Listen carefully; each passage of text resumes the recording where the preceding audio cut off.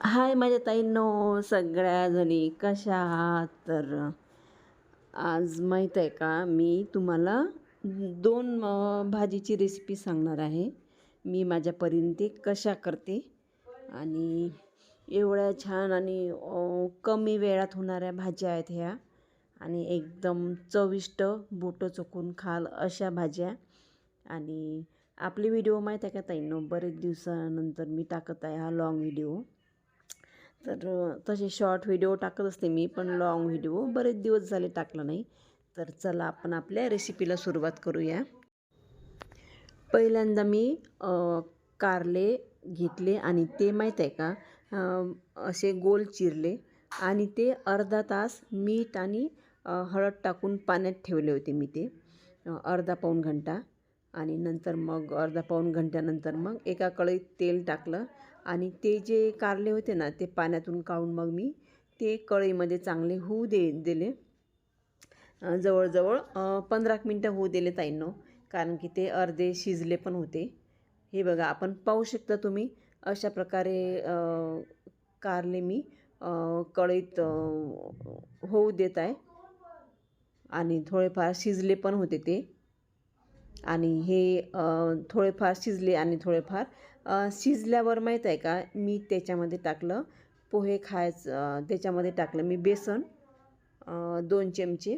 आपले पोहे खायचे चमचे असतात ना, तर ते 2 चमचे मी बेसन टाकलं आणि ते बेसन त्या कारल्याला पूर्ण लागेपर्यंत कढईमध्ये होऊ दिलं मी. आणि तुम्ही पाहू शकता, ते बेसन सगळं कारल्याला लागलं आणि कढईला काही चिटकलं नाही.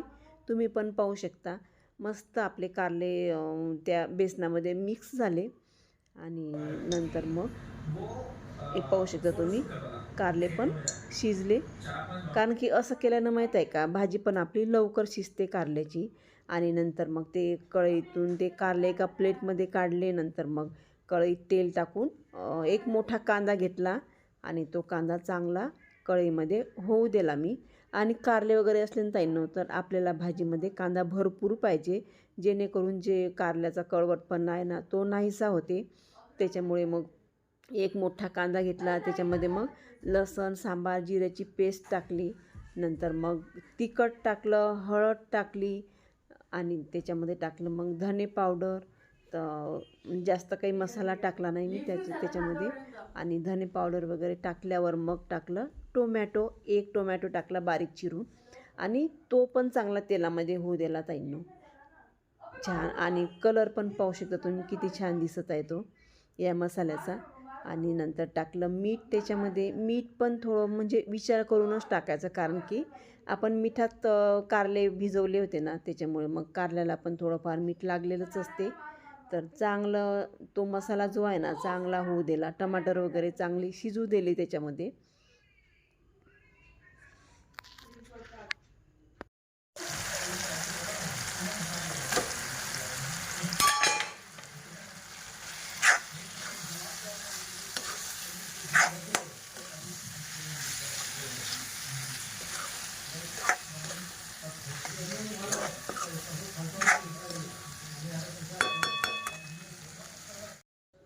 आणि कारले टाकल्यानंतर छान फिरवले ताईंनो. आणि थोडंसं पाणी टाकलं मी कारले शिजवायसाठी. आणि थोडंसं पाणी टाकल्यानंतर मग चांगलं फिरवलं ते. आणि मग फिरवल्यानंतर मग पाहू शकता तुम्ही, आणि कारले पण किती छान दिसत आहेत ते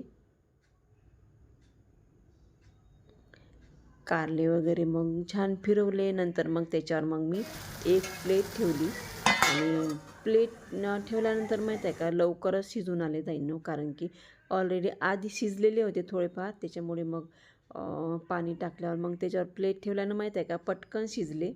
आणि तुम्ही पाहू शकता कारले माझे. आणि एवढे छान लागतात ना ताईंनो, अशा पद्धतीनं जर कारले केले ना आपण, त्याचा कळवटपणा वगैरे, जो कारले खात नाही ना, त्याला पण हे कारले आवडतात आणि आवडीनं खातात लोक. आणि पाहू शकता तुम्ही, आणि तुम्ही पण करून पाहाल ताईंनो अशी रेसिपी, कारण की जवळपास कारले हे कोणीच खात नाही, म्हणजे खूप कमी आहेत अशी कारले खाणारे. पण अशा प्रकारे जर आपण कारले केले ना, तर खरोखर ताईंनो आपल्या घरच्यांना आवडतील. तर अशा प्रकारे माझी ही कारल्याची रेसिपी होती ताईंनो.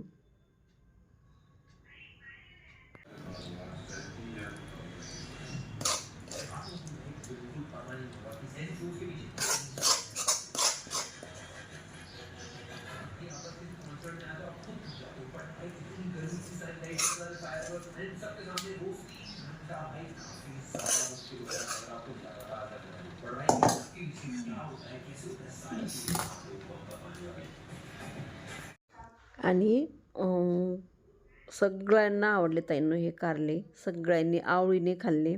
आणि तुम्ही पाहू शकता कारले जसे छान दिसतात ना तशी चवदार पण झाली. खूप चविष्ट झाले होते कारले. आणि अशा प्रकारे ताईंनो माझ्या कारल्याची ही रेसिपी होती आणि खूप छान झाले होते. तर दुसरी रेसिपी माझी करुटल्याची चटणी. करुटले तर आपल्याला माहीतच आहे ताईंनो, करुटल्याचा हा सीझन आहे. पावसाळ्यामध्ये माहीत आहेत का हे करुटले मार्केटमध्ये विकायला येतात आणि शेतात पण खूप पिकतात. आणि याची पण चटणी एवढी सुंदर होते ना ताईंनो, एवढी छान होते ना, खूप छान लागते या करुटल्याची चटणी. तर आम्ही हे करुटल्याची चटणी कशी करते हे रेसिपी पण तुमच्यासोबत शेअर करते ताईंनो. आता हे करुटले म्हणजे आपला हा रानमेवा आहे. या सीझनमध्ये पावसाळ्यामध्ये हा रानमेवा येत असतो आणि पावसाळ्यामध्येच ही भाजी आपल्याला खायला मिळते. आणि पूर्ण चिरले ताईंनो मी आणि अशा प्रकारे हे करुटले चिरले एकदम बारीक बारीक आणि पातळ छान पातळ काप केले जेणेकरून ते पटकन शिजतील म्हणून. आणि नंतर मग पूर्ण चिरल्यावर ते करुटले पूर्ण चिरले बारीक आणि नंतर मग ठेचा केला ताईंनो. ठेच्यामध्ये हिरव्या मिरच्या, लसूण, सांबार आणि मीठ एवढंच घेतलं आणि ते छान खलबत्त्यामध्ये बारीक केलं ताईंनो. मस्त ठेचा तयार केला आणि कढई ठेवली. कढईमध्ये एक मोठा कांदा घेतला ताईंनो. हे अशा चटण्या वगैरे असल्या ना ताईंनो तर कांदा भरपूर घ्यायचा, खूप छान लागते. आणि नंतर मग हळद वगैरे टाकली याच्यामध्ये आणि हळद वगैरे कांदा चांगला ब्राऊन होऊ दिला मी. आणि नंतर मग याच्यात हळद वगैरे टाकून ठेचा टाकला आणि नंतर मग जे करुटले आपण चिरले होते ना बारीक बारीक ते स्वच्छ धुतले ताईंनो. स्वच्छ धुवून मग ते पण कढईमध्ये टाकले आणि सगळं एकजीव केलं मी. पूर्ण फिरवून घेतलं कढईमध्ये छान. आणि हे जे करुटले आहेत ना ताईंनो हे खरोखर खायला पाहिजे आणि खूप. आणि करुटल्याची जी चटणी करतो ना ताईंनो याला पण मसाले वगैरे काहीच पाहिजे नाही, नुसतं हिरव्या मिरच्याचा ठेचा पाहिजे आणि एक मोठा कांदा. एवढ्या याच्यात आपली रेसिपी होऊन जाते आणि तेल पण असं काही भरपूर काही पाहिजे नाही. तर अशा प्रकारे ही एकदम साधी सिंपल रेसिपी आहे. आणि पूर्ण एकजीव केलं मी आणि याच्यावर मी थोडं झाकण ठेवलं आणि पातळ चिरलं ना ताईंनो मी तर वाफेवर हे पटकन होते. तर 1-2 वेळा आपण झाकण काढून पाहायचं शिजलं की नाही. जर शिजले नाहीत ना हे करुटले तर मग परत त्याच्यावर झाकण ठेवायचं, चांगले होऊ द्यायचे. त्यालाच पाणी सुटते ताईंनो, आपल्याला पाणी वगैरे टाकायचं पण काही काम नाही पडत. आणि पाहू शकता तुम्ही जे ते शिजले ना तर त्याचा कलर पण थोडासा वेगळा झाला. आणि पाहू शकता ही पटकन होणारी रेसिपी आहे ताईंनो.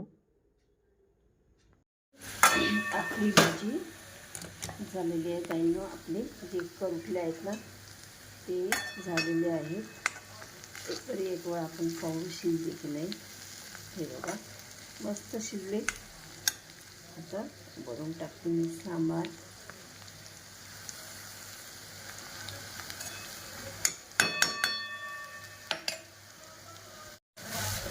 आणि हे करुटले माहीत आहे का ताईंनो पावसाळ्यातच येतात आणि खायला पाहिजे, खूप पौष्टिक आहेत. चला तर माझी करुटल्याची भाजी झाली आहे तयार.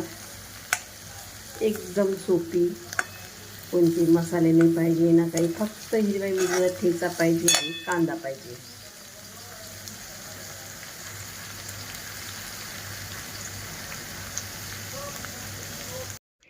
तर अशा प्रकारे ताईंनो माझ्या दोन्ही पण रेसिपी होत्या. तुम्हाला आवडल्या असतील तर नक्की लाईक करा, शेअर करा, सबस्क्राईब करा ताईंनो.